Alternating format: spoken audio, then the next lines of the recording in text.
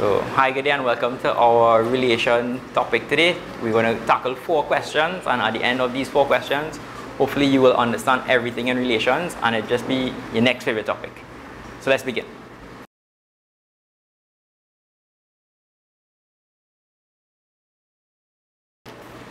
Right, so first we have a set. So we have a set A, and our set has any elements, 1, 2, 3. And this set order does not matter. In other words, this set is the exact same as 2, 3, 1. Also, repetitions does not matter. So this is the exact same set as 1, 1, 1, 1, 2, whatever that is. 2, 3, exact same set. You follow what's going on? But it doesn't make sense to write this because it's the same element. So what we do is we just write it like this. Lovely.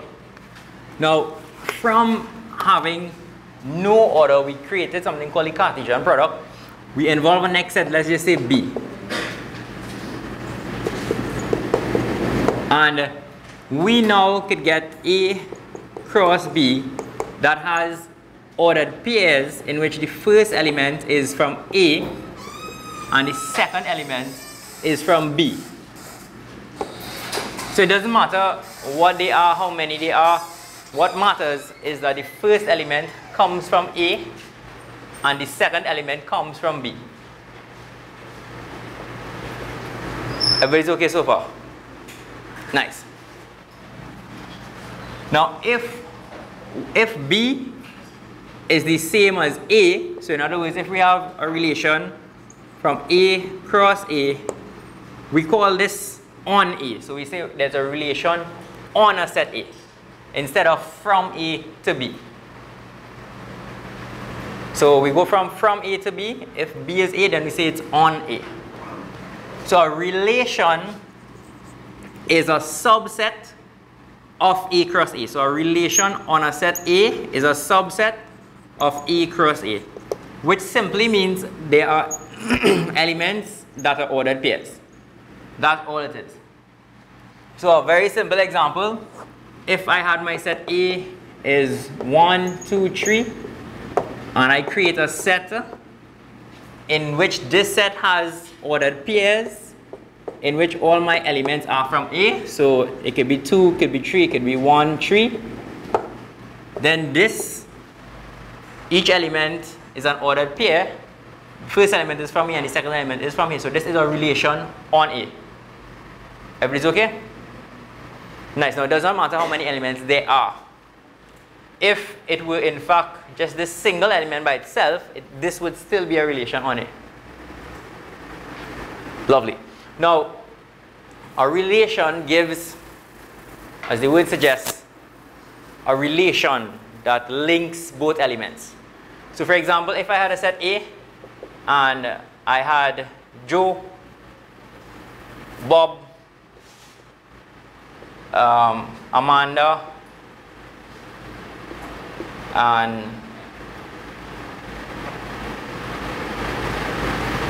Michelle. Okay, Melissa, right? And let's just say I wanted to create a relation on this set, and I were to say, okay, I'm going to create a relation on the set of these people in which the relation is really boyfriend-girlfriend. So in other words, Joe, let's just say Joe is with Amanda, and Bob is with Melissa.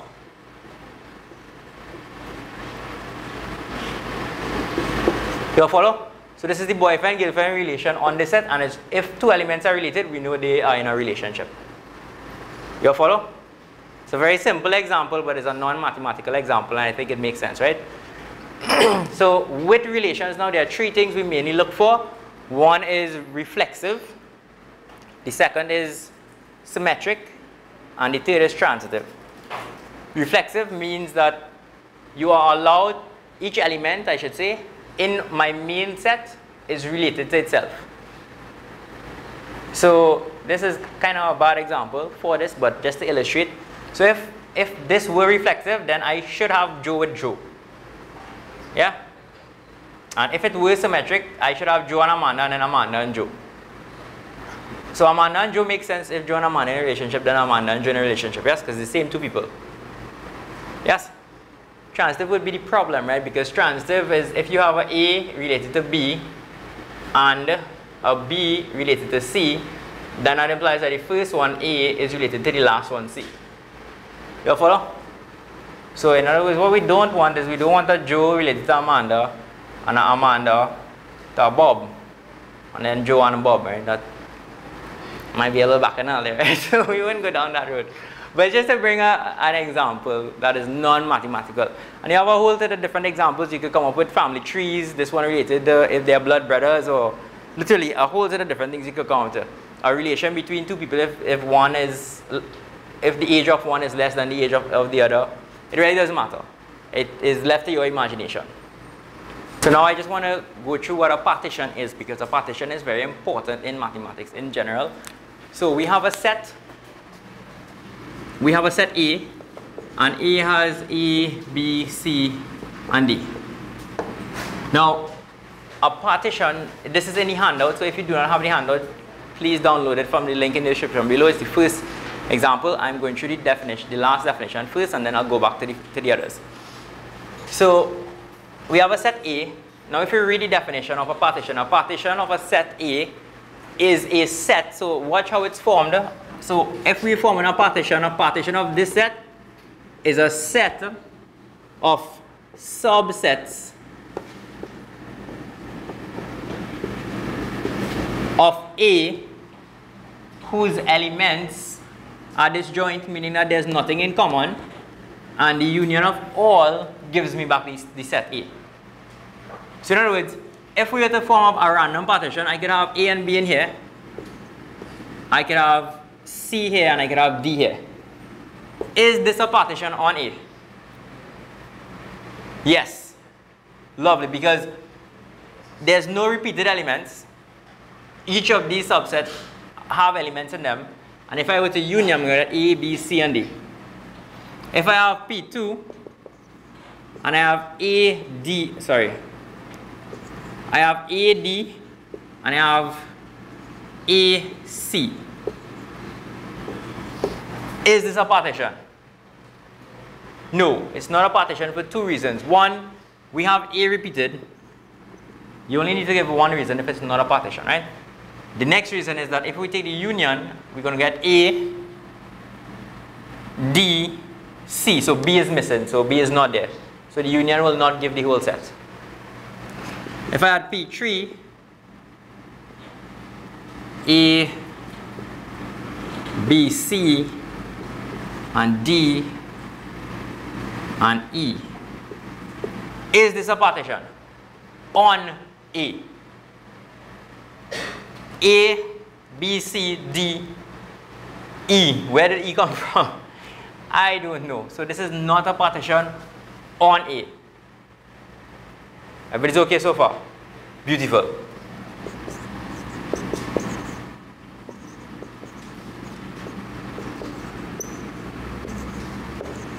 Is this a partition on A? Yes. Because this is one subset. There's no other subset.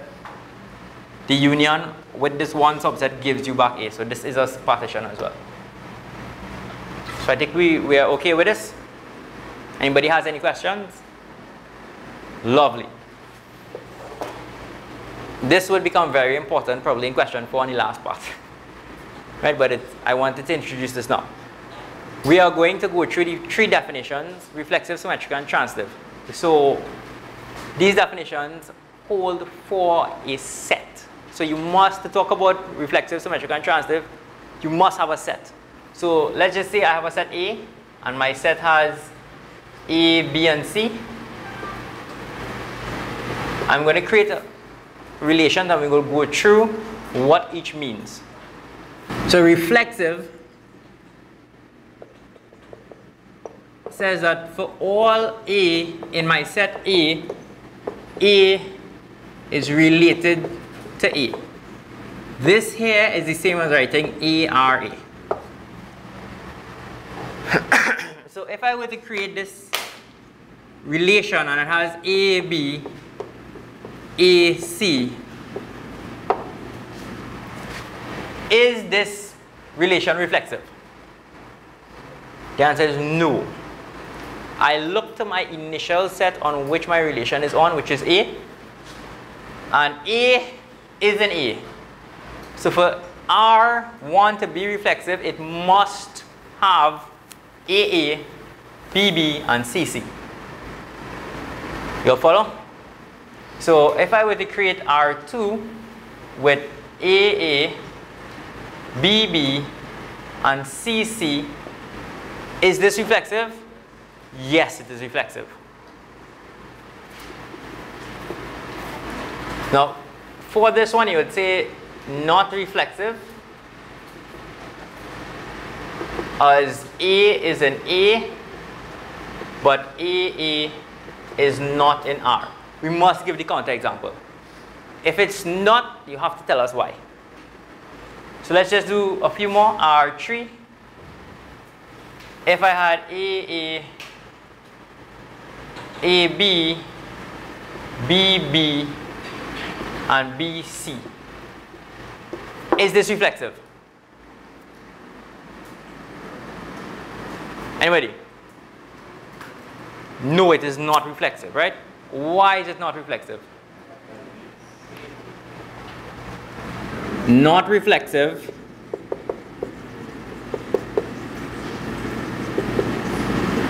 since I'm listening to the wording. C is an element of A, and but we don't have CC here, yes? And CC is not an element of R3. Everybody's okay? Perfect. Now if I were to, one more example, if I were to have R4 and I would just include, so I have BB and I have CC and I have AB and I have BC. Is this reflexive? Is R4 reflexive on A? Let's just look for the definition. A is an A, AA is an R4, so this is good. B is an A, BB is an R4, so this is good. Yes? C is an A, CC is an R4. Does it satisfy my definition? Yes. It is reflexive. I do not care what it has extra. Yes? If you are human, you have 2 hands and 2 ears. I don't care if you have 2 feet. You follow what's going on, right? What they tell us, that is the definition. We are just looking for those specific things in my relation. So yes, and if I were to add, I can add any other thing here. If I add BA, if I were to add BA, it will still be reflexive. So reflexive is the easiest one that you will get. You just look at your set and all the elements, you have to have the element with itself. If I were to include, in fact I don't want to include anything to spoil that, right? So let's just say I had B, and B is more or less A, B, C, and 1. And I had R5. Now R5 is on B, right? So the set has changed, yes? We are no longer on A, we are on B. If R5 is AA, BB, CC, and 1, 1. Is R5 reflexive on B? The answer is yes. Lovely. Anybody has any questions? Now, reflexive is the only one of the 3 properties in which you will look at your set A, which is very important. For the other properties, you do not consider A. You consider what is given in the relation. Right, so we move on to symmetric now. Symmetric says that if I have an A and a B, so if A and B are related, then I must have a B and an A. No, it does not tell me that I must have an A and a B. It just says that if I have a relation and the relation contains A and a B, then it must have the reverse. So in other words, if I have my set A with A, B, C, and I have R7 is AB, is this symmetric? The answer is no, because it says if I have an A and a B, then I must have the reverse of this. So, not symmetric, since AB element of R, but BA not an element of R7.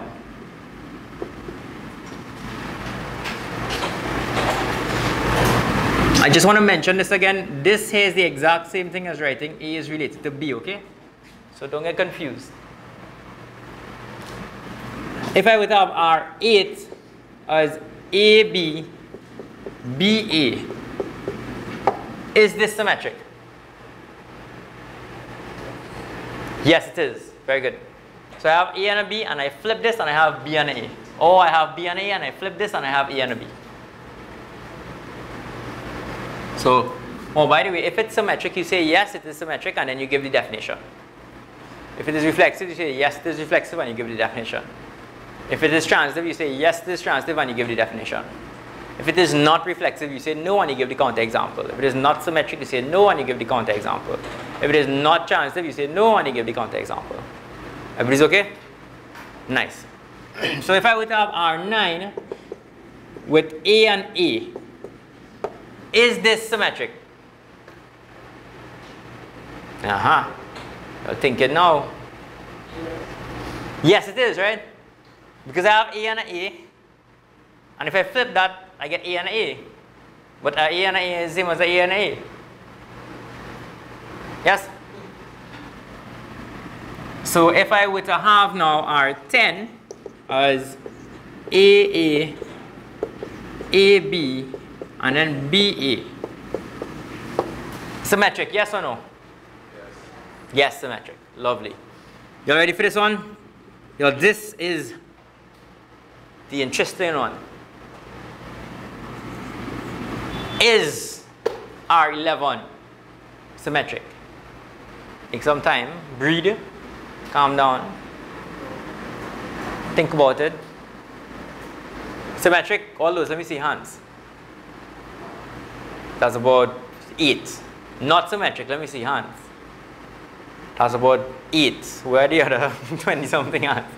You're in an exam, by the way. You say yes or no. You give some answer, because if you don't give an answer, you will get 0. If you give some kind of answer, you try something, you might get 1 mark or 2 marks, right? So let's see what it says. Symmetric says, remember this is imply, right? Imply says that if this happens, then this happens. So if you tell me no, then you have to tell me what element it has, and then what element it does not have. You are following? But this does not have any elements. So I cannot find an AB to show you that there isn't a BA. Yes? Therefore it is symmetric. You all understand that? So if I have P imply Q logic,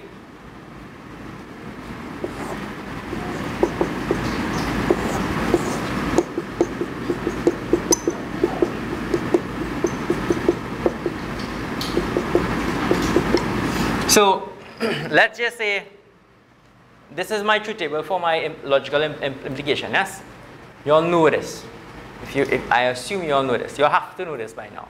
You all know this? Say yes. Yeah. Well done. Thank you so much. If the antecedent is what is before the implication sign, right? If the antecedent is false, in other words, you cannot find that case, then the implication is automatically true, yes? So what symmetric says is that if I have an A and a B in R, then I have a B and an A in R. B and an A in R, yes? This, I do not have this. This is false, right? I don't have it. So I don't have it, which means it's either one of these. Which means that the implication is true. And the implication being true means it is symmetric. You follow? Nice. question. What we are going through right now is the basics, and you need to know this very, very well. And then when we jump in the question, it will all make sense. After about the second question, it's going to be magic. Like, wow, this thing is beautiful. You would realize why you chose to do this course, if you did choose it. And if you didn't, you'd wonder why you didn't choose it. You'd say, wow, this is so amazing. You know, I wish there was a next course like this. And there is. Did I mention the abstract study group, y'all? So if I did not, please send an email to abstractstudygroup@gmail.com requesting to join the next offering of the group. It is free, y'all, FREE. And it's going to immensely increase your understanding of mathematics in an abstract way. Good. Right, so now we come to transitive. Transitive is a bit different because there are two elements we need to have. Transitive says if we have an A and a B, and a B and a C, then we must have an A with a C. What is important? You need to understand that the second coordinate of the first element must be the first coordinate of the second element. If that happens, then you must have the first coordinate with the last coordinate. So in other words, if we are, I'm just going to use the next example instead of A, B, and C, just to illustrate very quickly. If I had B was 1, 2, 3, 5, and I had R was 1, 2, 2, 2, 5, then what transitive says is that, look at it, I have A and a B, so B in this case is 2, and I have a 2 and a 5, so this and this is the same, which means that I must have a 1 and a 5. So which means that I must have a 1 and a 5. You all follow? Nice. So you're just going to go through a couple examples. And we'll take it from there. So I am on R12. So very basic, I have A, B, and I have B, C, and I have A, C. Is this transitive? So I have A and a B, I have B and a C. So these two B's are the same. Therefore I must have A with C and I have A with C, yes? Now look at this method. You need to understand this method. What I did, I took the first element, the second element in the first, the second coordinate in the first element is B. I look for all those elements that has B as the first coordinate. B as the first coordinate, I apply transitively, I get this. I go now, I look at this element. This does not have B as the first coordinate, so I move past it. Then I take my second element. This has C as the second coordinate, so I look for all the other elements that has C as a first coordinate. Does not and does not, so I can bypass it. I take this element, I look for all the coordinates that have C as a first coordinate, which is none. So therefore I've finished the entire set. Therefore it is transitive. We're going to come to some more examples, right? So R13, I have CA and AB and AA. Is this transitive?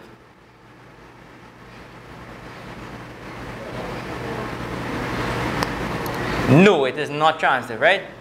I look and I have A and I have A, so I must have C with B, yes? So it is not transitive. Again, if it is not, you need to give us the answer why. So R13 is not transitive since, and you tell us exactly what it is as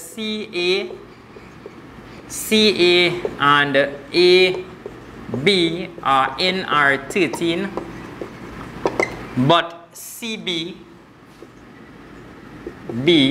is not in R13. Yes?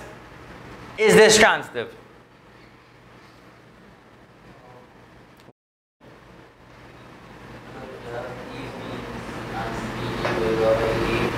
Everybody sees that one, right? Okay, so we understand that this is not transitive because I have an AB, I have a BA, and I do not have an A with an A, yes? So I'm going to include this element, yes?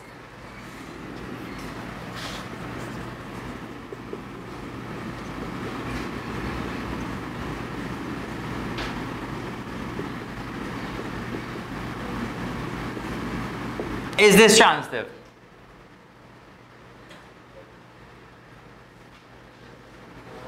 I'm hearing a no. Why? Because I have what? Because I have BC. I have BC and what? AB. But not AC. Y'all see that there? That's actually very skillful because that is the trick that most people miss, right? So I have, if I were to just write this differently, I have AB. So I have my AB and I have my BC. So I must have A with C, but I do not have AC. Y'all see it? So let's just take it one step further now. If I were to add AC, so R16 now, so I'm just going to make it look nice, right? Let me just add AA first. Then I have AB. Then I have BA. Then I have BC. And I add AC. Is this transitive? Take a minute.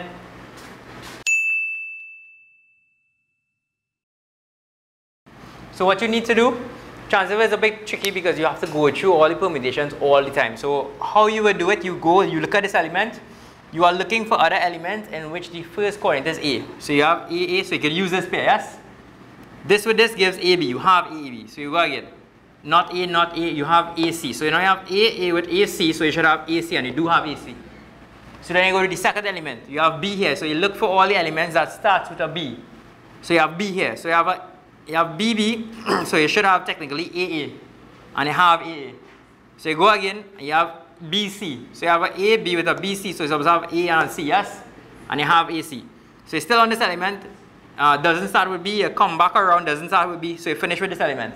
Now you go with this element. Now this element is the same thing because, sorry, this element has A as the second coordinate. So you take this with this. This is not A, so it can't work. This has A here. So you have B, A, and AC. So you must have BC. You all see it? But you have BC, right? So we're good to go. So now you go down the line, right? So you have A, you come back on this side. So now you have BA with AA. So you should have BA and you have BA. So then you have this pair with this pair now. So you have BA and AB. You all see it? Look. You have BA and B. You have BA and you have AB. Which means you're supposed to have BA. Sorry. BB. Which means you're supposed to have BB. You all see it? All of the get catch. You know how long it takes for me to come up with these examples? Very long, you know. All I just did it on the fly there, right? So no, this is not transitive. And you all found the example, right? So it's literally a painstaking process. You have to go through each element and find the counter example. So the answer is R16 is not transitive.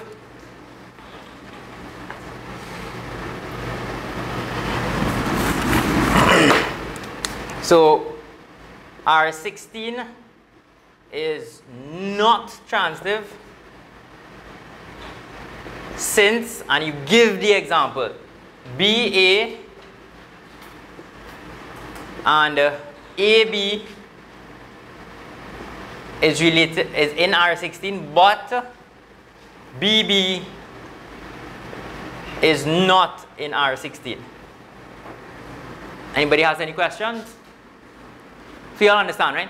Once you understand the process, it just takes time, and that's fine. Time, that's not a problem with us. R17 is CC. Transitive, yes or no? Yes, no, which one? Always for no. Always for yes. I'm to the next 25 people. One more time, always for no. Always for yes. So those who said no, I need to get the example. Call out the example.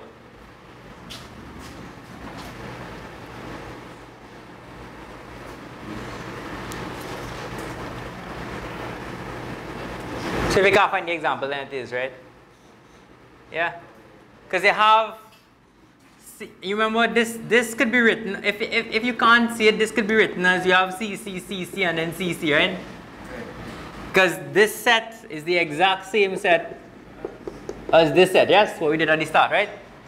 So you can say, well, I have C, C, so these two elements is the same, and therefore you must have C with C, right? But you have C with C. Everybody's okay?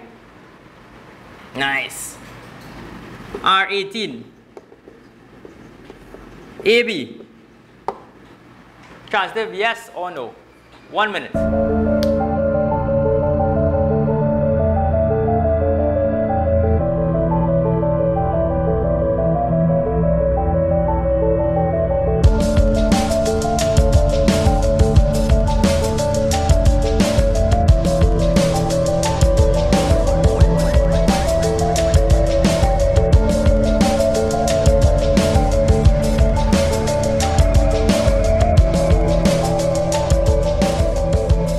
Moment of truth.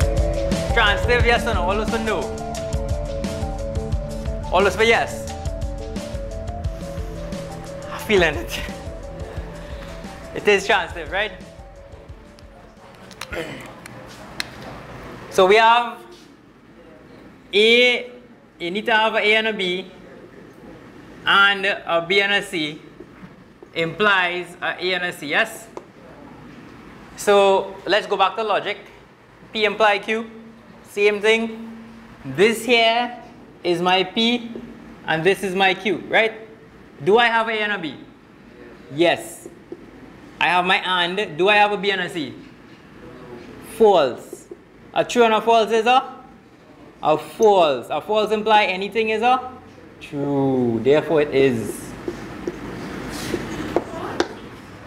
Follow? If the antecedent is false, it does not matter. Your argument is still true. So once it is not transitive, you need to give me the example. If anybody tells me it's not transitive, I need to see a something and a something else with a something else and a other thing. I need to see something like this, in which this and this is the same, and I do not have the first element with the last element. You follow? But I cannot find that here because I only have one element, so there's no second pair. So my AND is false. Therefore, by default, it is transitive. If you have one ordered pair, is it always transitive? And the answer is yes. But I can go further than that. So our 11, you all remember what R11 was? Transitive, yes or no? Yes. Thank you so much. Lovely, yes. It is transitive because you cannot find two elements, A, B, and a B, C, and not a A, C. You all good? Well done. I live for these moments, you know. I live for these moments. So I believe you all have understood or understand reflexive symmetric transitive. Everybody's okay? So now we're actually going to do a question, how it might come. We just want probably one example or two examples. I'm going to give a relation, and I'm going to ask reflexive, symmetric, or transitive, and you figure it out. Yes? So we are on A. Everybody's okay with A, or you all need a different set? A is fine, right? Take a minute. Reflexive, symmetric, transitive, determine.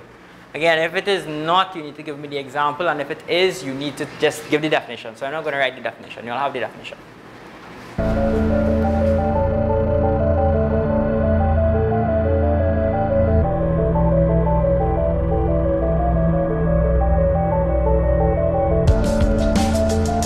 Is it reflexive? Not reflexive, yes? Why? Because C is in A and CC is not in R19. Everybody's okay?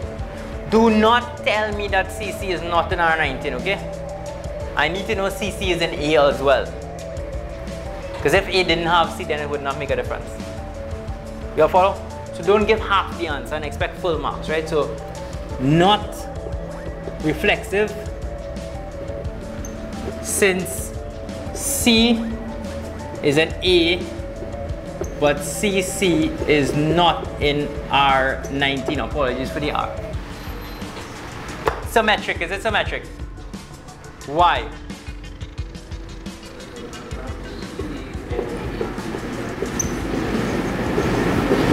So that's half marks again, right? You just tell me what you don't have. I need to know what to have, right? So it's not symmetric since AC is in R19, but what? CA is not in R19. Now, although we don't have, we have BA and we don't have AB, that also violates the symmetry. I don't need to give both examples. I just need to know one reason why it is not symmetric, yes? So don't bother give two, you won't get extra marks. Transitive, is it transitive? Yes or no? All those were not transitive. Right, so once somebody says no to something, and if you said yes, you have to think again, because assuming that they would have the counter example, right? So it's not transitive. Why? Since we have AC and BA, but what? BC is not in R19. Oh, element of R19, right? I forgot to write that. Yeah. So if you can't see it like this, this is the same as BA and AC, right? So the A's would cancel off and you get BC supposed to be here. Yes? Nice. And for my last question, which is a really nice question, reflexive, symmetric, or transitive? That is the $1 million question, y'all. R20. Reflexive, symmetric, or transitive?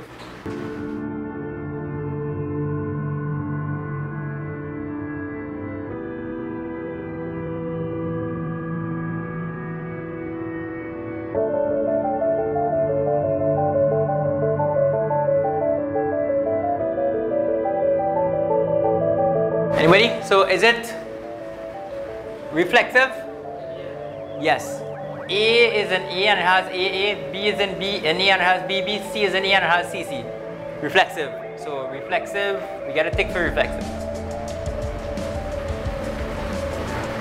Reflexive, yes, right?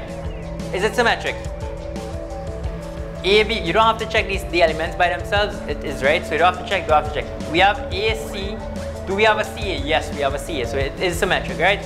Symmetric is symmetric. It is symmetric, yes?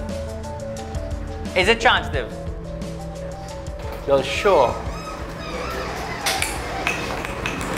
Anybody for not transitive?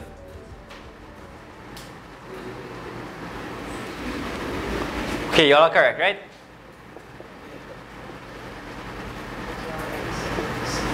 Yes? Which means, now, since R19 is reflexive, symmetric, and transitive, it is what is called an equivalence relation.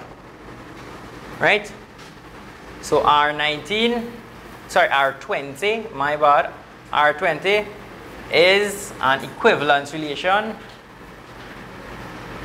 Apologies for the writing, right? But you all have the notes, right? On A. It has to be important. On A. It has to be on A. Now we are going one more definition. When we have an equivalence relation, then we can talk about something called equivalence classes of an element. So please look at this here for a minute. Pause.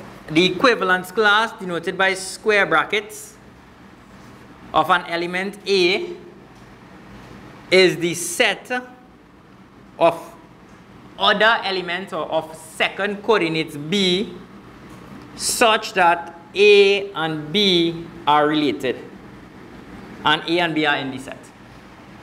So in other words, if I had an ordered pair AB and I wanted the equivalence class of A, it would be my B coordinates. So we're going to go through that now, what that means. So I want to look and see. So only when we have an equivalence relation, then we can talk about equivalence classes. That is the first thing you need to understand. Only when we have an equivalence relation, we can talk about equivalence classes. One more time. Only when we have an equivalence relation, we can talk about equivalence classes. Lovely. That is why an equivalence relation is so important, because we can talk about equivalence classes, and at the end of equivalence classes, I'll tell you why that is so important. So the equivalence class now of an element A is what? It is all the other B elements that are related to it. So I look in my ordered pairs, I look in my relation and see what ordered pair has A with it, and that element will be in the equivalence class of A. So it's a set of other elements. So I look, I have A here, and I also have A here. Now, the equivalence class of an element will always have itself, yes? Because it is reflexive, so A will always be related to A. I have B, I don't care, I have A with C, yes? So I know I have C here as well. So the equivalence class of A has A and C. In other words, A is related to A as well as A is related to C. The equivalence class of B is what? I look and see where I have B and what other element I have with B. B is not here, so I don't care what it is. B is here. What is the element here? B. No B, no B, no B, finish.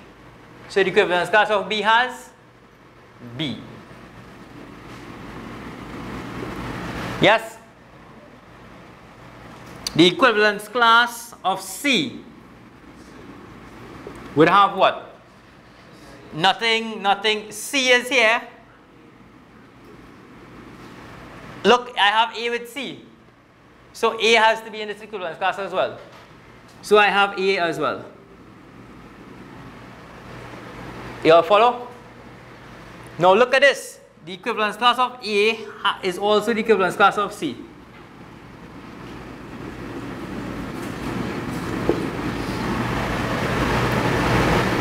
The equivalence class of A has A and C, and the equivalence class of C has C and A. So the equivalence class of A is also the equivalence class of C. And it will always happen if an element has, if an equivalence class has an element in it, then the equivalence class of that element will also be the same equivalence class. Because it's symmetric. You all follow? If you have A and a B, you must have a B and a A. And it always will be non-empty because each element must be related to itself. So you must have the equivalence class of X will have X in it. Everybody's following? Now, I hope you're all ready for this, right? Because this is the big point about the equivalence classes. What is important, once we have an equivalence class, the equivalence class partitions the set, which is important. So in other words, I could write a partition P of A as simply the equivalence class of A, the equivalence class of B, and the equivalence class of C. This will be my answer, I'm 100% sure. Now I know that the equivalence class of A was the equivalence class of C, yes? So I just write back, I could remove this one, this will just be the equivalent. In fact, no, let me not do it, right? The equivalence class of A is A and C. The equivalence class of B is B. The equivalence class of C is still A and C. A and C repeated with A and C.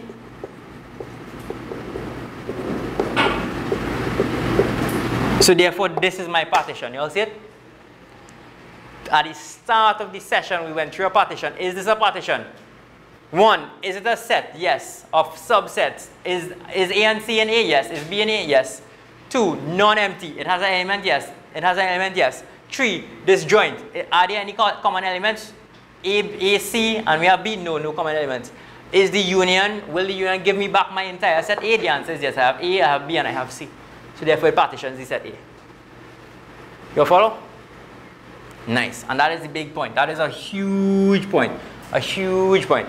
So when we're dealing with proofs, and in some proofs it might be difficult to prove on the whole Z, we actually partition Z into negative numbers, 0, and then positive numbers, and we do the proof in 3 different cases, and then it proves it.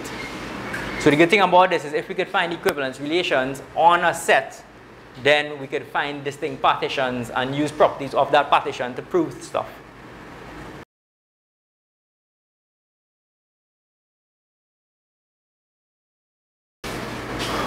Alright y'all, so we're going to do question 1. Everybody please look at the paper. So now we actually have enough material to start with the questions themselves. Question 1, find the inverse of R. So my set is A, which is my common set that I've been using, and I have R. R has AB, BC, AC, and CC. The question says find R inverse. Just like a function, which I know we didn't go through yet, we just interchange the coordinates. So R inverse would be you interchange these two coordinates, so you get BA, you interchange these two, you get CB, you interchange these two, you get CA, and you interchange these two, well, it remains the same. This is R inverse. So we're going to move on. Question 2, part 2, sorry. Is R a function on A? Justify your answer. So very quickly, I want to go through what a function is. So first we start with a relation, and in order for a relation to be a function, we have 2 properties. The first property is that all the elements in my domain is A because it's on A, has to be used. So A must occur as a first element, B must occur as a first coordinate, and C must occur as a first coordinate. Does that happen?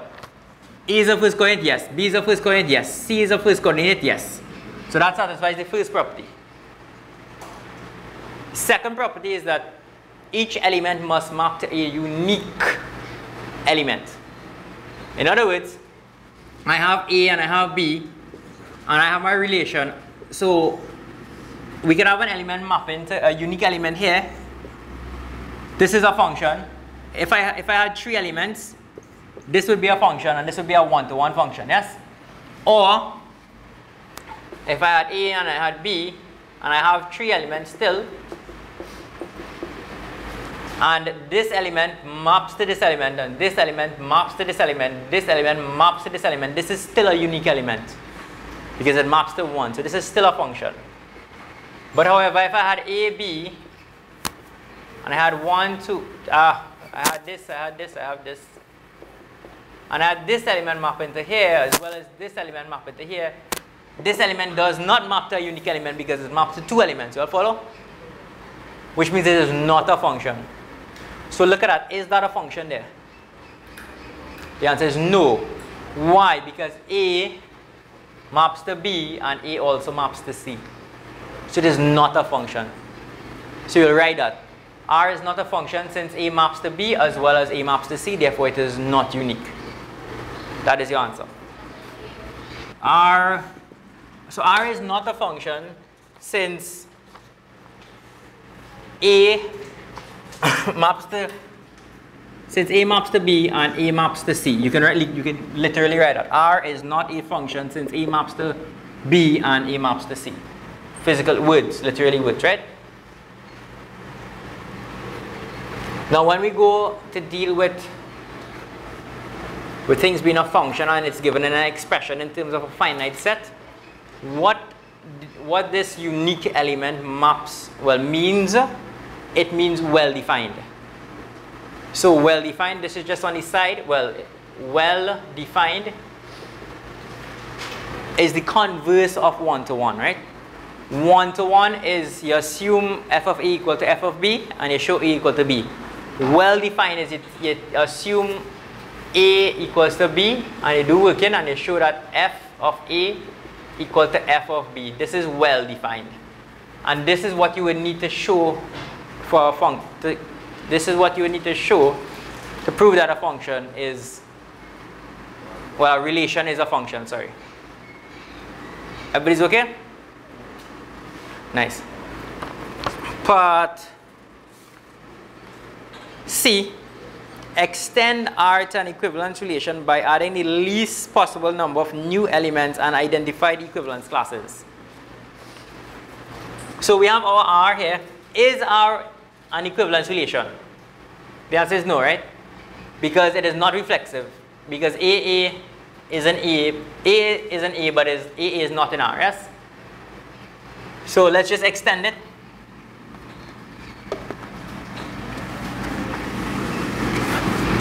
So if I were to extend this, so I must have AA, I must have BB, I must have CC. Yes? Now I'm looking for symmetry. I have an AB, so I put back my AB. And because I have an AB, I know I must have a BA. Yes? So this is finished. I have a BC, so I have to put back my BC. And because I have a BC, I have to have a CB.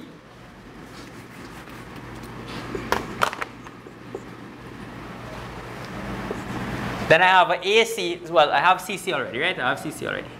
I have an AC now, which means I must have a CA. Yes? Is this an equivalence class? Is this an equivalence relation? The answer is yes. So what you'd have to do is you'd have to take your time and go through to make sure this is reflexive, symmetric, and transitive. But I'm telling you it is.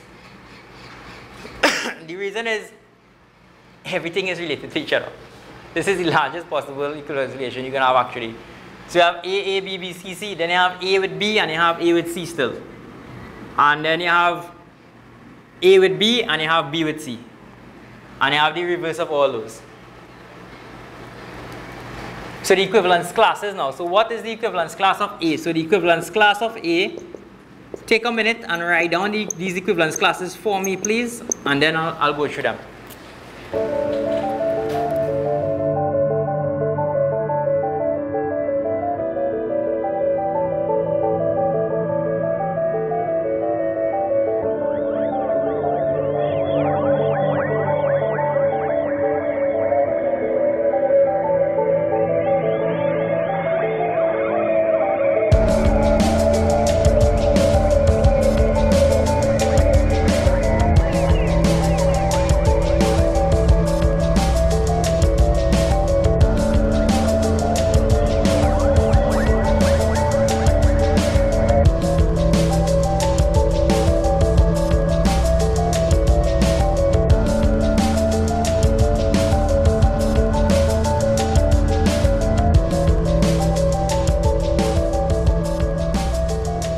Class of A is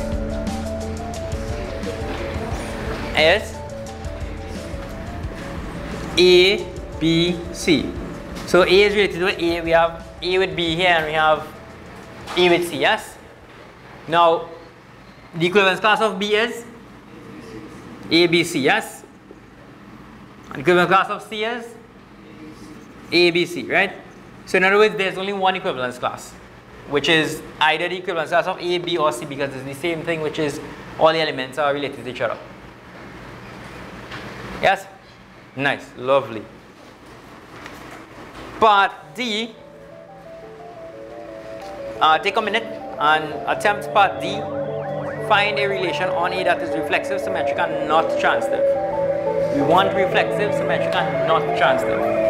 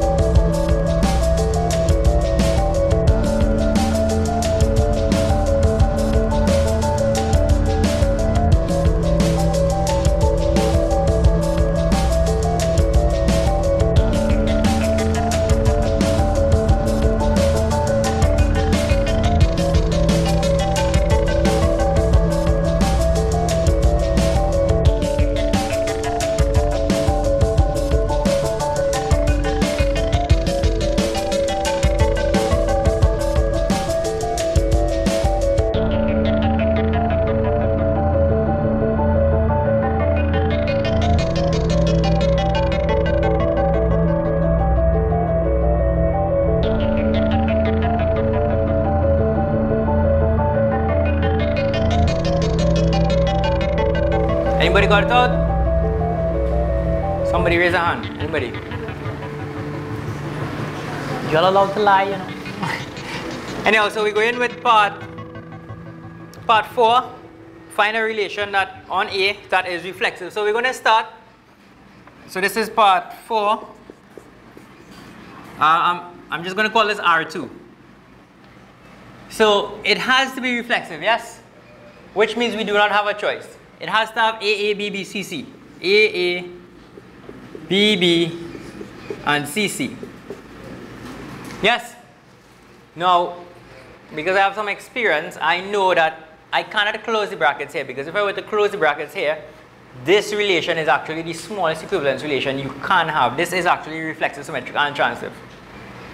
So I need to add an element to spoil something.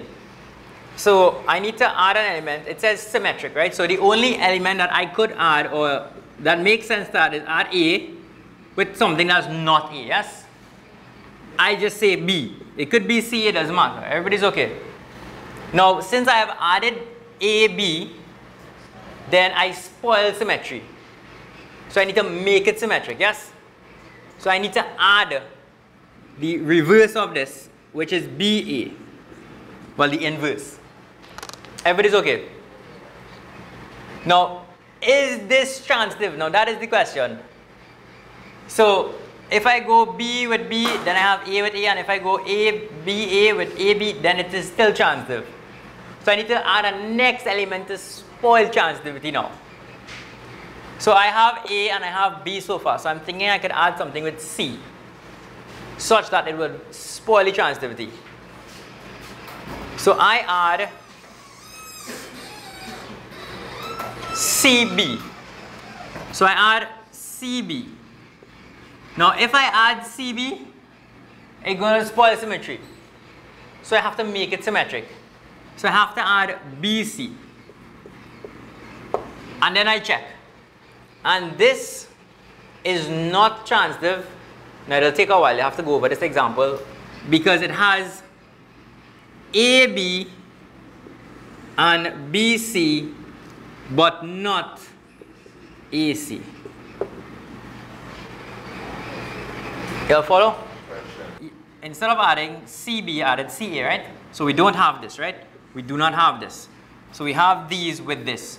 Then if we look at BA with AC, then you should have BC.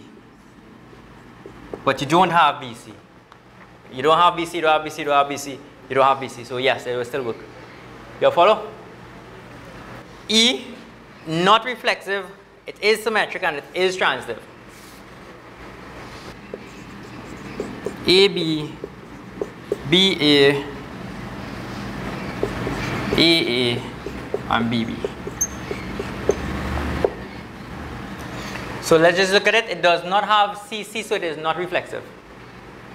CC is not there, therefore it's not reflexive.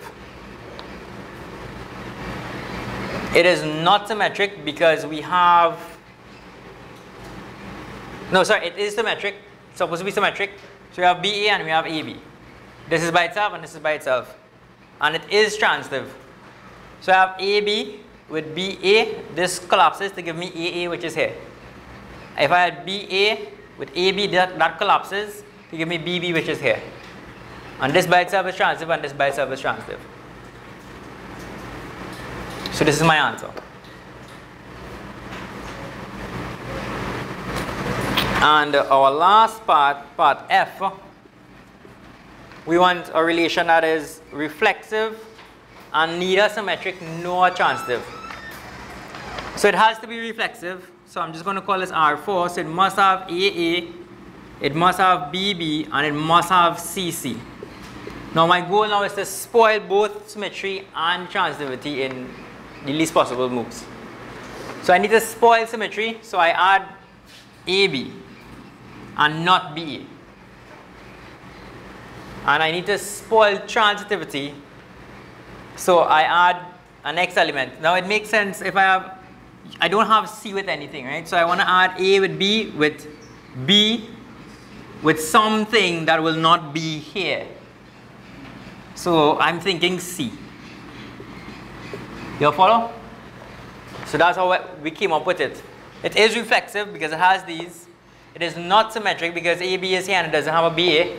And it is not transitive because we have A, B, and B, C, and we don't have A and C. You'll understand how it's done, right?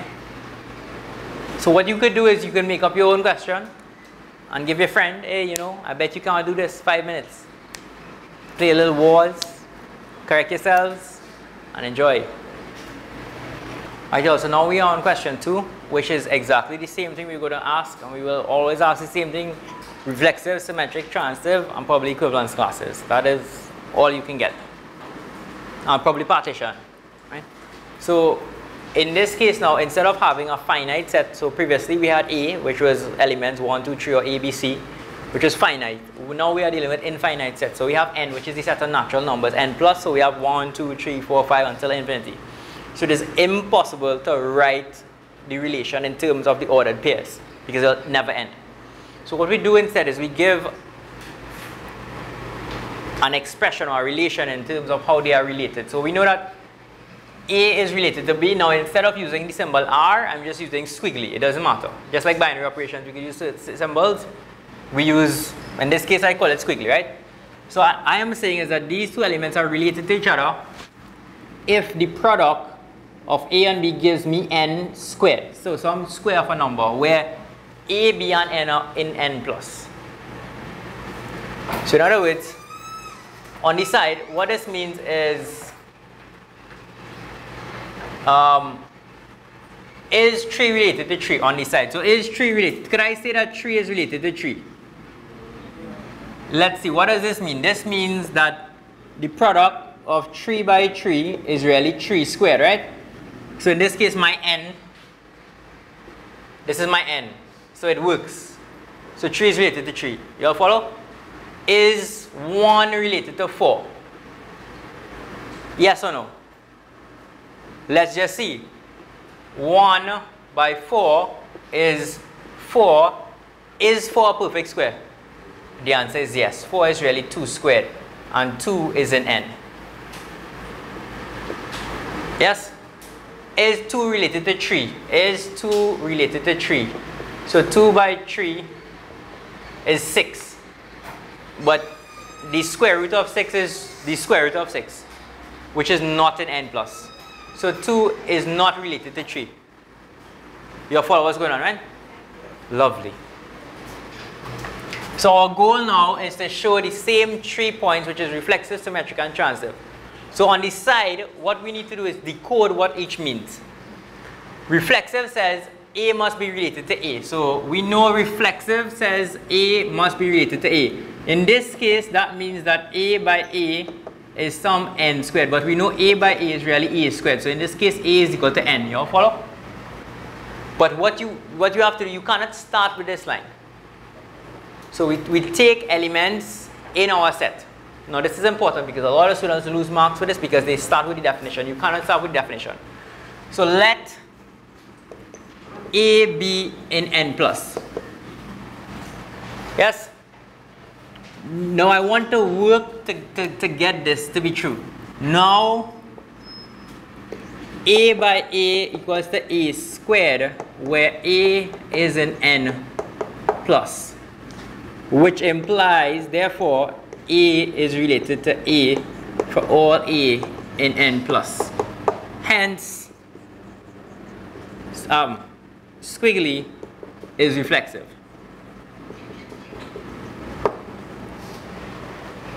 You all follow? So our goal is to make sure that my answer element, which is my n, is an n plus. And I know if I take an A by A is A squared. In this case, this A is an n plus. So it works.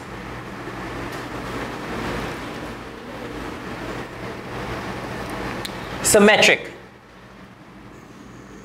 What symmetry says is that if I have an A related to B, then I want to show B is related to A. This is what symmetric says. So on the side, let's decode what that means. What does A related to B means?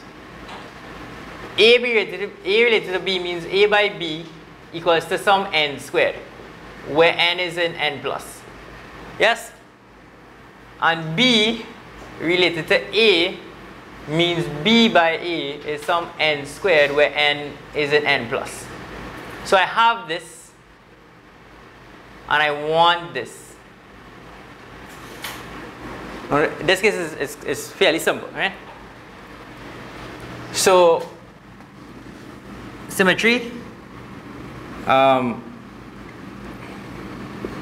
if a is related to b, then, and we translate what that means, a by b equals to n squared where n is in n plus. Now I want b by a, which implies that b by a is n squared where n is in n, because it's commutative, right? Which implies that b is related to a. Hence, squiggly is symmetric. Yeah, so I would add, since multiplication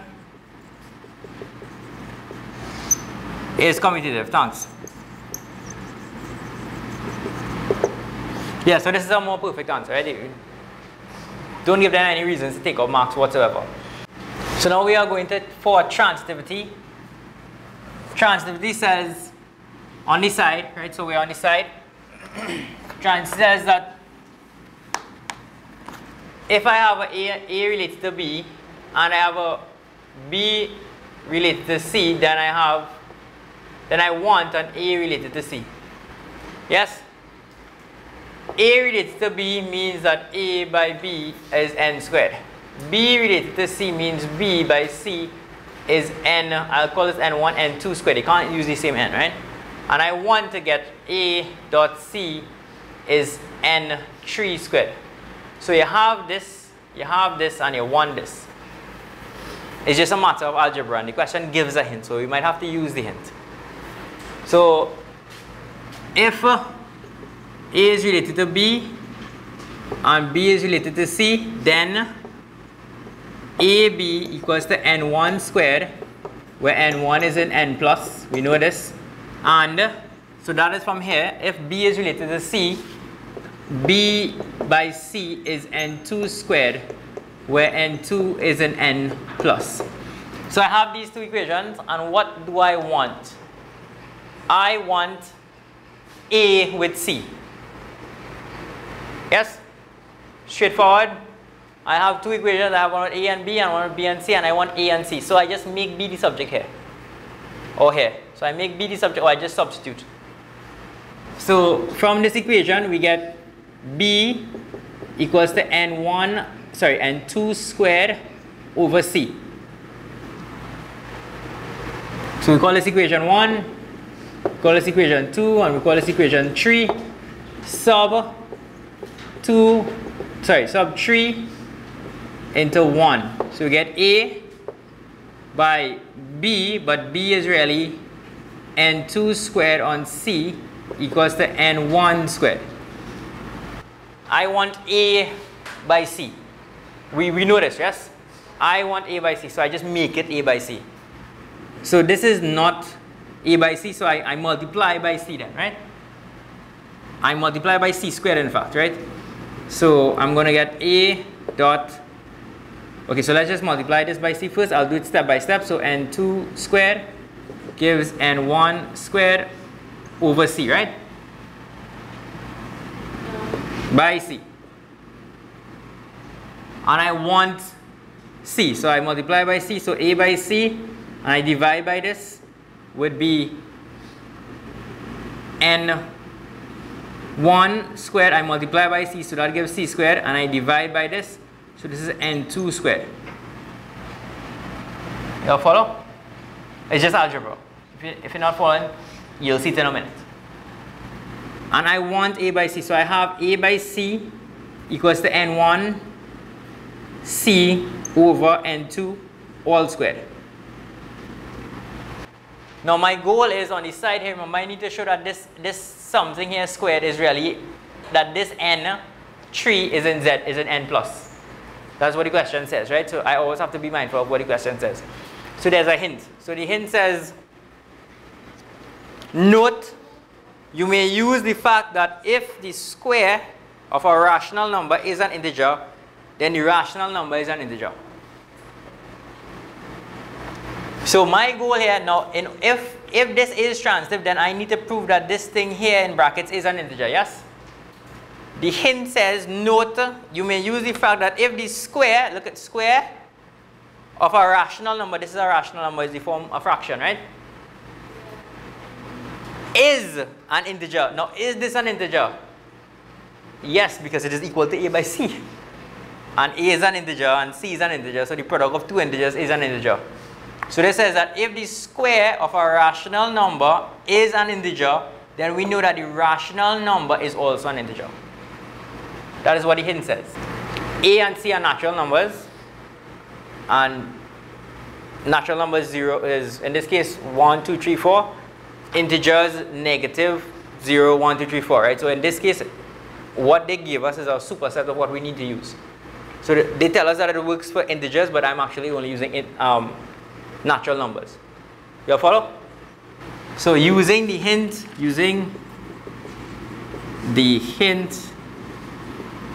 we conclude that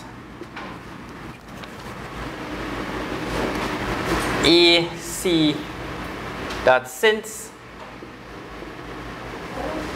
AC is an integer, then N1C on N2 is an integer.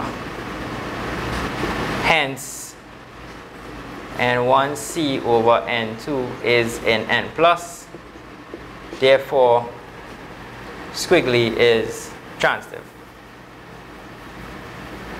Now this is a bit of a complicated question.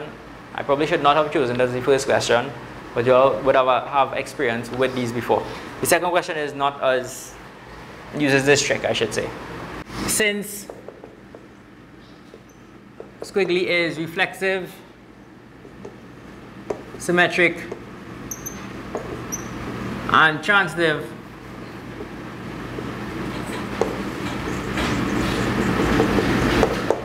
it is an equivalence relation on N plus.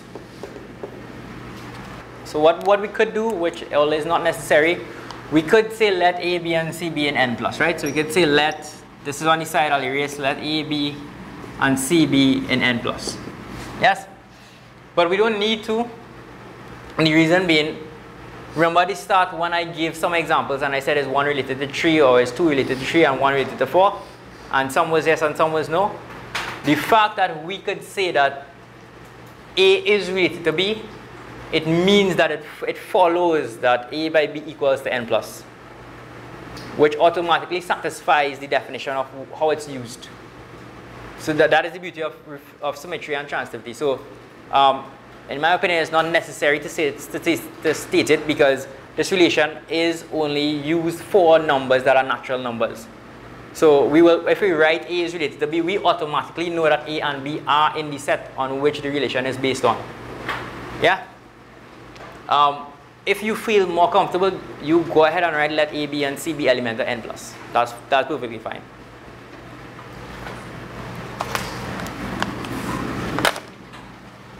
So we conclude since so we conclude that since R is reflexive and symmetric and transitive, it is an equivalence relation on the set. Now once it is an equivalence relation, we can talk about equivalence classes, which is the beauty about these things. So now we want the equivalence class of 4. Now this is really nice. I like this. So the equivalence class of 4, just before we get into this, let's just very quickly recap. The equivalence class of an element X is the set of all the Y elements such that X is related to Y. Everybody's okay?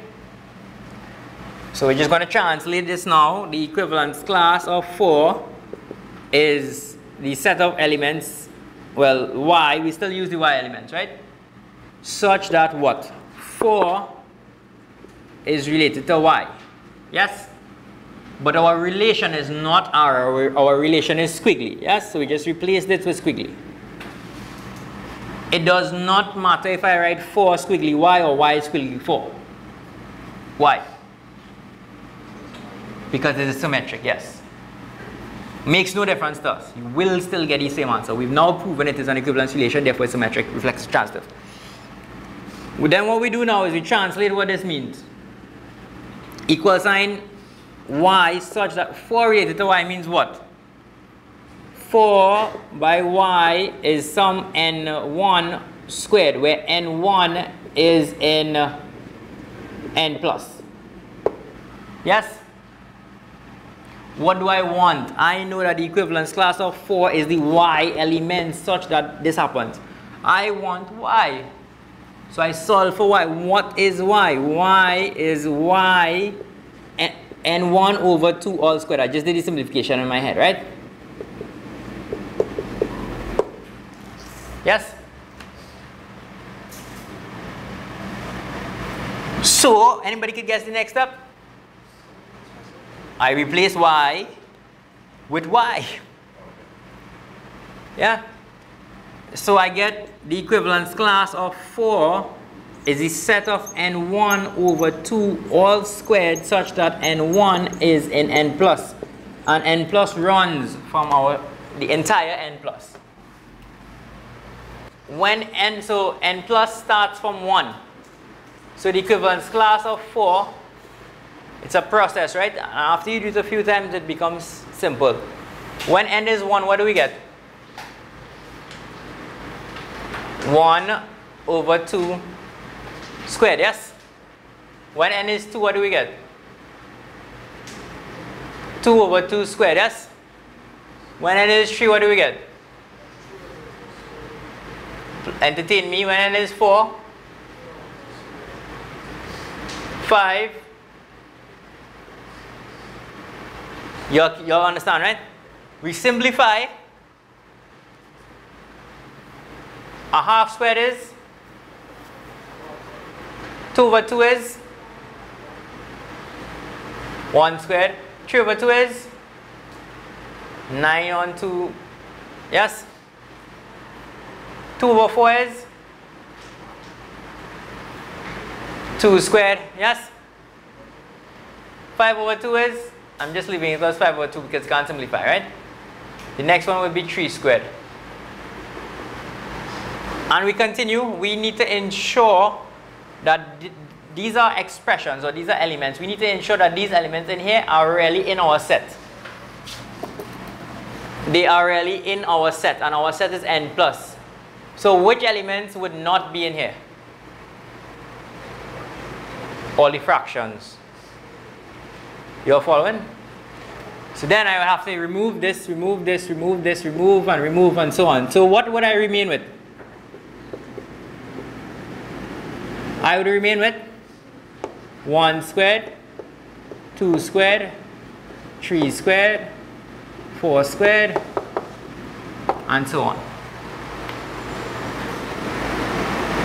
You follow? It's more or less the same process. How they define the relation, you just write what it is, translate, and you go on and you go on and you go on. Works out really nicely. And take your time. Don't let these things confuse you. It's simple. It's maths and it's a piece of paper. 10 minutes, you must figure it out. You know how to translate this. You could solve an equation. You know what n1 is in Z, n1 is in n. You just give some numbers. You just give numbers. And then you make sure that all your numbers are in the set and you get the answer. So we're moving on to question 3, which is the third question. So we have a... I honestly do not know what this symbol is called. When I was typing up the document, I saw it and I found it look kind of cool and I never used it before, so I just used it, right? So for all intents and purposes, I'm going to call it squiggly again. The LaTeX form, if anybody wants to know, is \WR. So we want to show that A squiggly B, A and B are related, so A is squiggly 3 if A plus 2B is divisible by 3. So we want to show it's reflexive, symmetric, transitive. Same thing over and over if they ask to prove equivalence relation. So on the side, you know that you want to prove that A is related to A, yes? And in this case, A related to A means that the first element plus twice the second element, which is A. That's really 3A. So you want to show that this is divisible by 3, and this is divisible by 3 because it's 3A. You all follow? So for reflexive, we're going to start. Again, you want to get this equation, right? You want to get this. So let, in this case, you take an element in the set because you have to show it for all the elements in the set. So let A be in Z. Now, A plus 2A equals to 3A. So it's like you're working backwards. Which is divisible by 3. Hence, A squiggly A for all A element of Z. Therefore, squiggly is reflexive. So next, what we want to prove is symmetric. What does symmetric mean? So remember, symmetric means if A is related to B, then I want to show somewhere that B is related to A. Yes? Same thing. A related to B in this case means that A plus twice the second element, which is B, is 3 by P. I'm calling it P, right? 3P means divisible by 3. And I want to get the first element plus twice the second element to be divisible by 3 as well. So you have this, and you want this. And that's more or less it. So you have one equation and you try to work out the second equation. It's straightforward. All it comes down to is the algebra in it. So symmetry, just to satisfy, so let A and B be elements of Z. Yes? If A is related to B, then what does that happen? That means that A plus 2B equals to 3P, where P is in Z. So we have A is related to B, which gives this equation, and we want to show B is related to A. So we can do two different ways. We could use this equation and just make it look like this, B plus 2A, or we can start with B plus 2A and then show that we get 3 something. So I'm going to go with the second method. The first method is you can use as well. So the second method is now we want B plus 2A. So B plus 2A is equal to what? B is equal to B. Yeah? So we're going to leave B. And 2A, if we were to make A the subject here, A would be, so 2, and A would be 3P minus 2B. Everybody's following? So we just substituted what A was from the if statement. And now we simplify. So this simplifies to B plus 6P minus 4B, which gives B plus 2A is B, sorry, that B simplifies. So you're going to get 6P minus 3B. And you could pull out 3 to get 2P minus B, which is divisible by 3. Yes? Which is 3 by V. Hence, B is related to A. Therefore, squiggly is symmetric.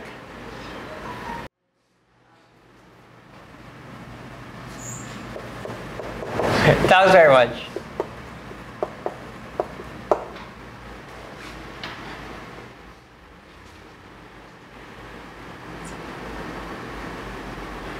So now we're going to transitive. Transitive says that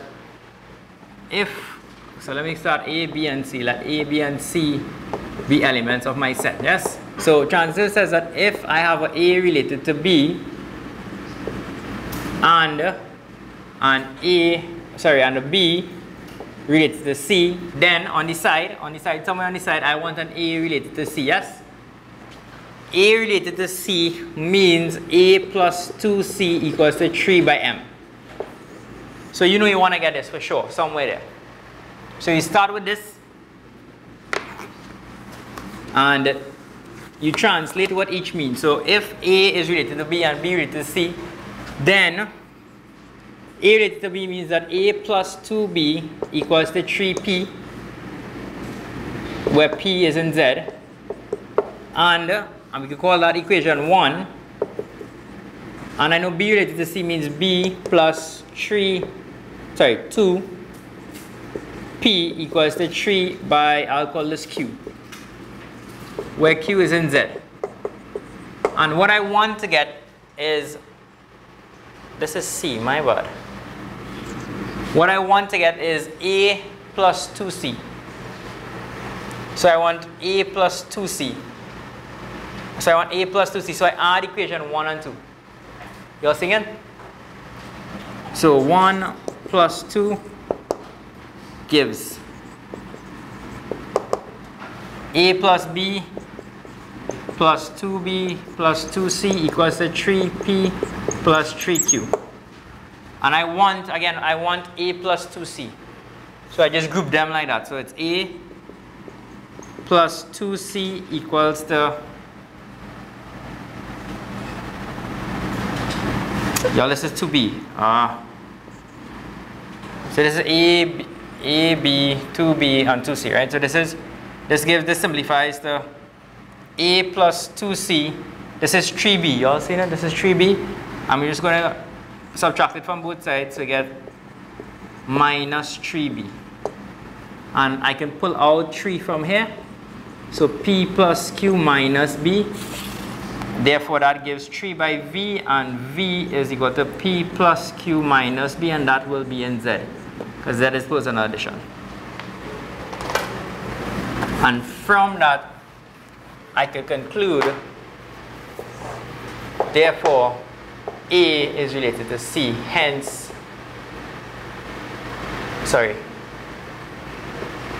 is transitive.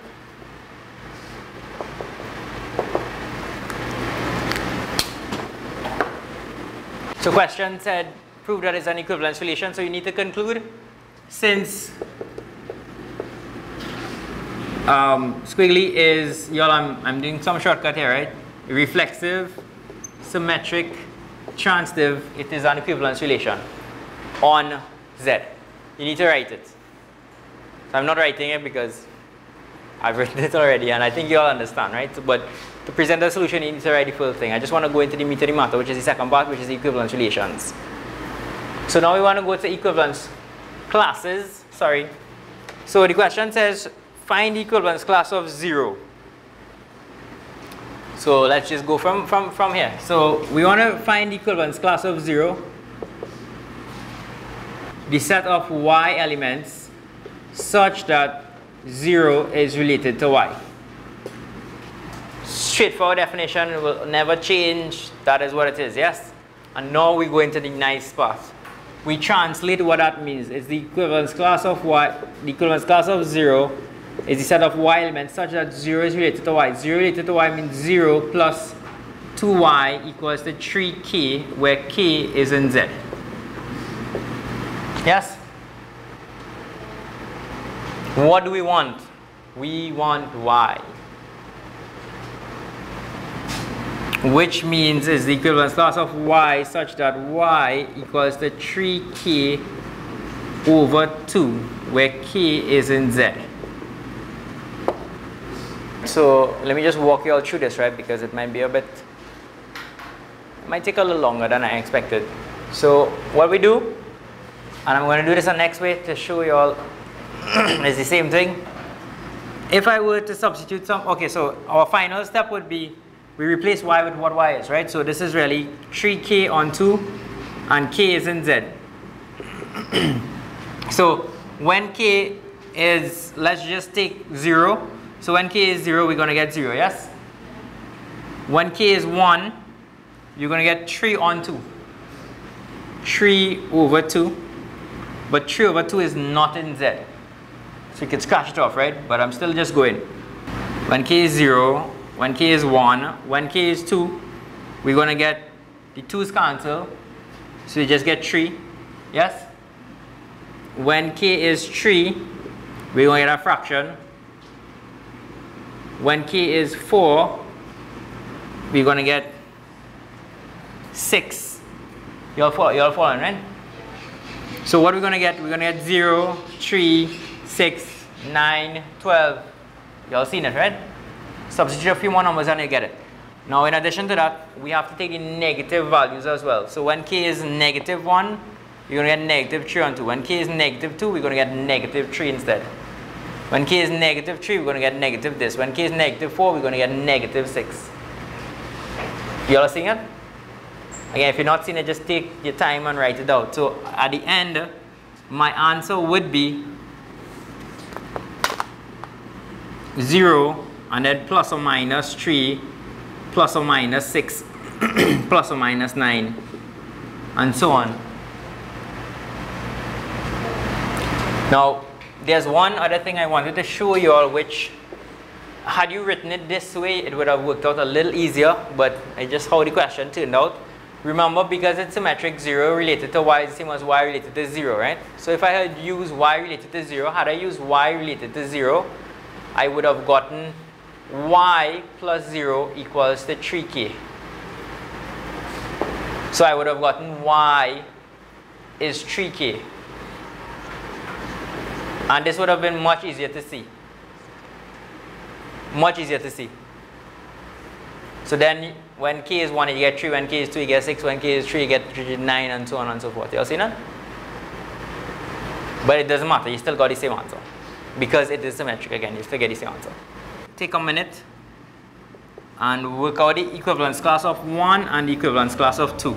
So I want you all to work this out. Take some time, go through the steps and work it out. Some values. I'm going to give about 5 minutes, right?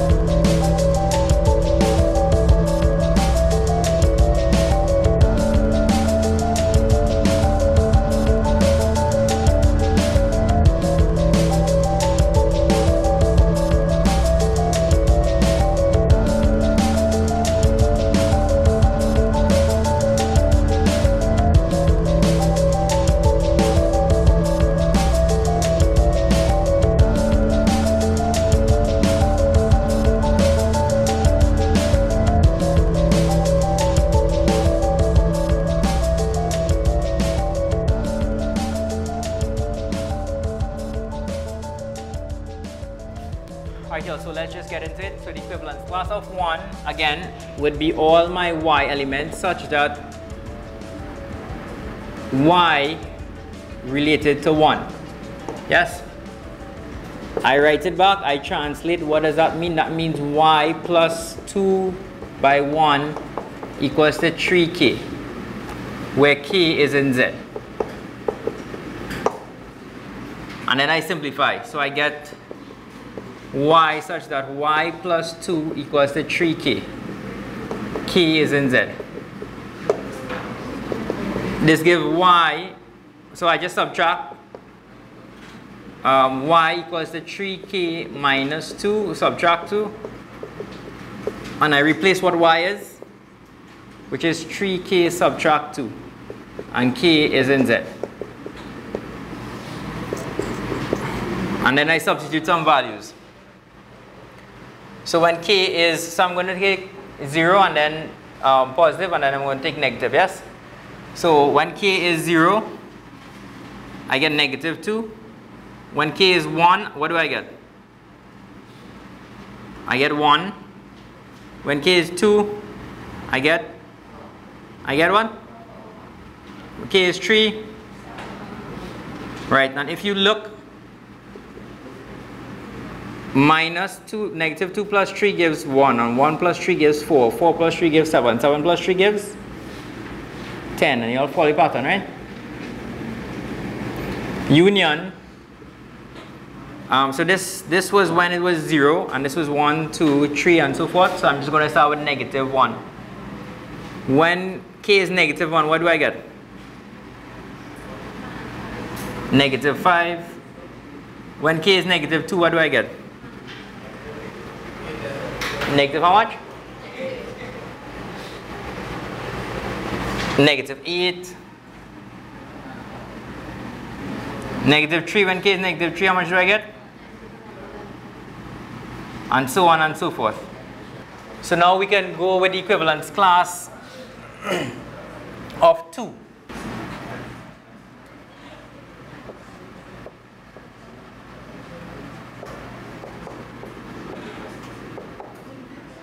Right, so I'm just jumping into it, right? I'm just writing on the board.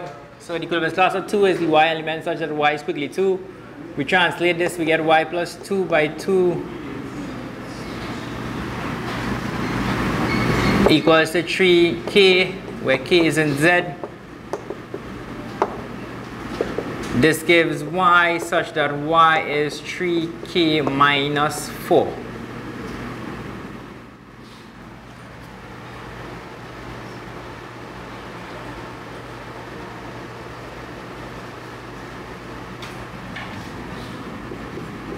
K is in Z.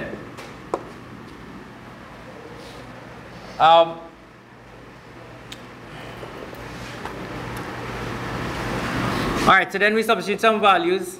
So this gives 3K minus 4, where K is in Z. I know it's a bit long, but we are almost there to the end, and I have a big surprise at the end when it finishes, so you all feel good, right? So just keep with me. When you all got a chance, when we substitute 0, so when we substitute 0, what do we get? Negative 4. Negative 4. When we substitute 1, what do we get? When we substitute 2, what do we get? Substitute 3, what do we get? And so on, right? 8. Union, and when we substitute negative 1, what do we get? Thank you very much. Negative 2, what do we get? Negative 3. Lovely. I'm just going to take off these things here because it confused me just now, right?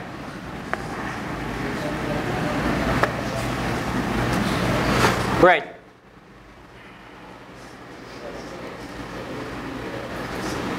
Now look at this. If I were, now I just want to finish up.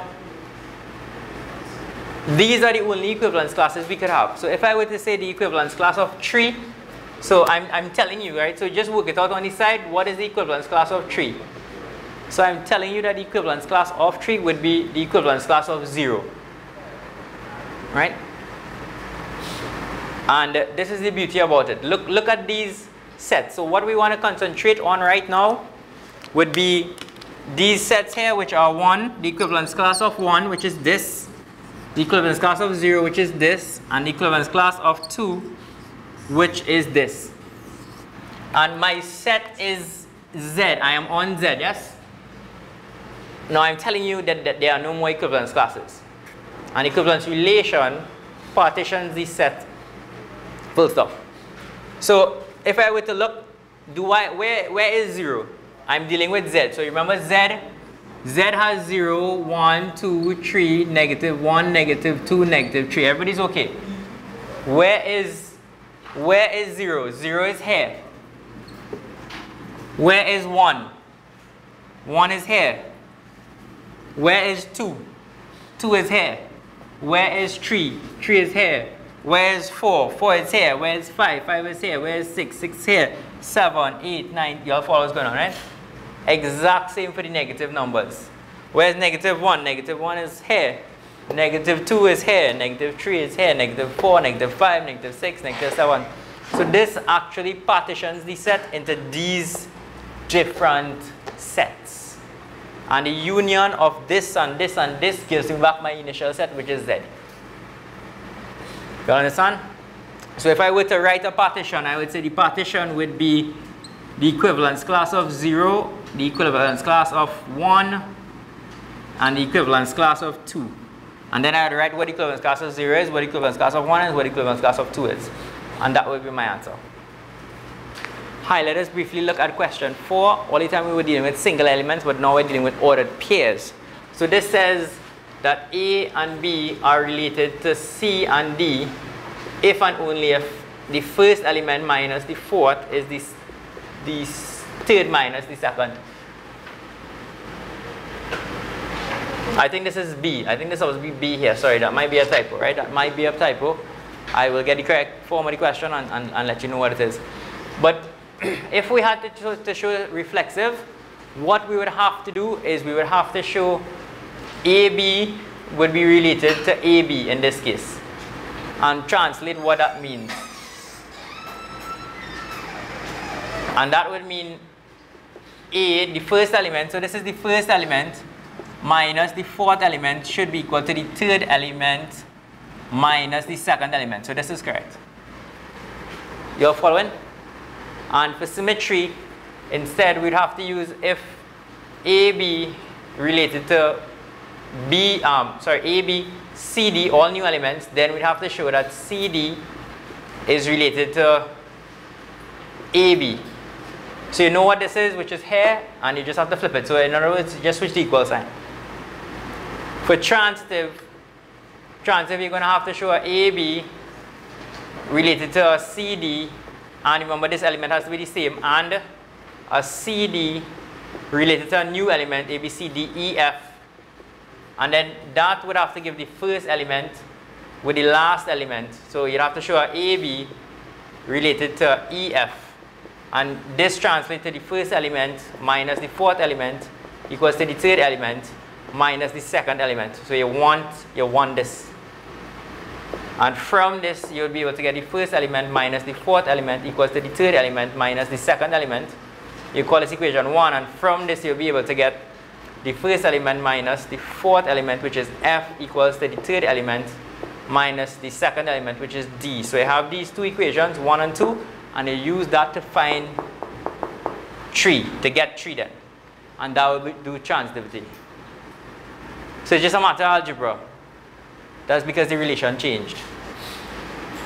Anybody has any questions? And for the equivalence class,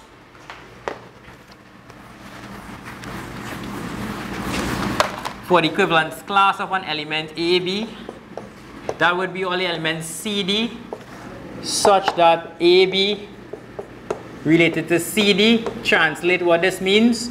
This means A minus D equals to C minus B. And what do I want?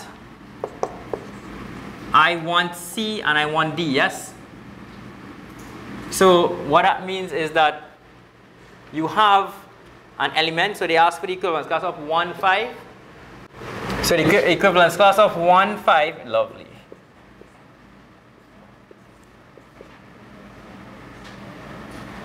would be the elements.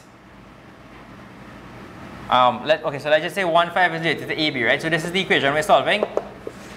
So this gives 1, 5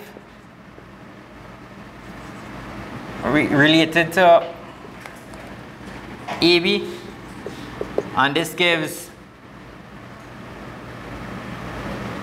1 minus B equals to A minus 5.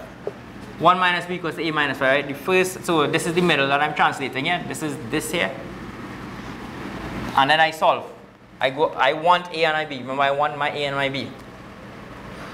So from that, I get B equals to 6 minus A.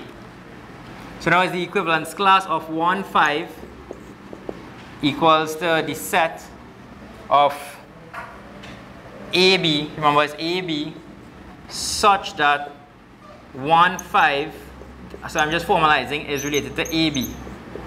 And what does that mean? So I want what AB is, right? So I translate this, and that gives AB such that this here, as I now worked out, gives B equals to 6 minus A. You're following? I translate what that means. That is A and then 6 minus A.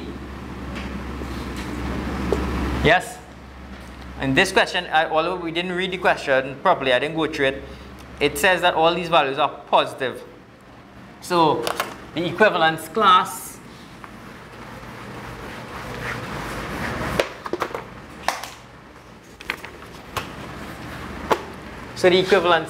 of 1, 5 would be ordered pairs that are of the form A and then 6 minus A. Ordered pairs, but we have to remember that all these elements must be positive. So when A is 1, what do we get? So when A is 1, we get 1, and 6 minus 1 is 5, so you get back the element. When A is 2, you get 2, 4, 6 minus 4, 2. When A is 3, 6 minus 3, and you just write out the elements, right?